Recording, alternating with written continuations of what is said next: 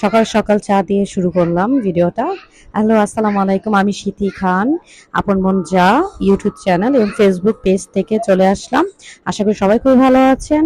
আলহামদুলিল্লাহ, আমিও খুব ভালো আছি। এই তো বাজার চলে আসছে, তো বাজারটা গোছাচ্ছিলাম দুই বোনে মিলে। তো এর ফাঁকে দুই বোনে মিলে একটু ভিডিও করতেছিলাম, যেখানে দুই বোনই ব্লগার।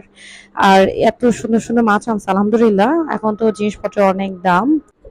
কে কোন মাছটা পছন্দ করেন অবশ্যই কমেন্টস করে জানাবেন।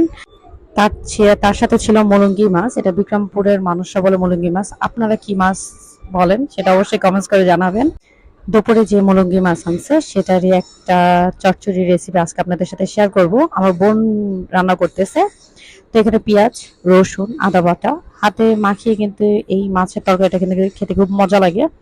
আমরা তার সাথে দিয়ে দেব আলু কুচি। আমরা এটা দেই, আপনারা দেন কিনা তাও বলবেন, জানাবেন।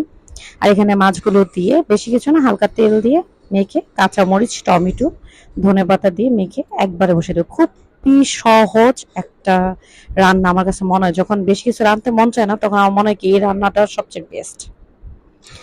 এটা আমার মাছ চচ্চড়ি কিন্তু হয়ে গেছে। এখন হলো শীতকালের একটা আভাস কিন্তু পড়ে গেছে। তো আমরা বিকালবেলা মাঝে মাঝে পেঁয়াজু খাই। তো পেঁয়াজুটা বানাচ্ছিলাম। আজকের ভিডিওটা এই পর্যন্তই। আল্লাহ হাফেজ।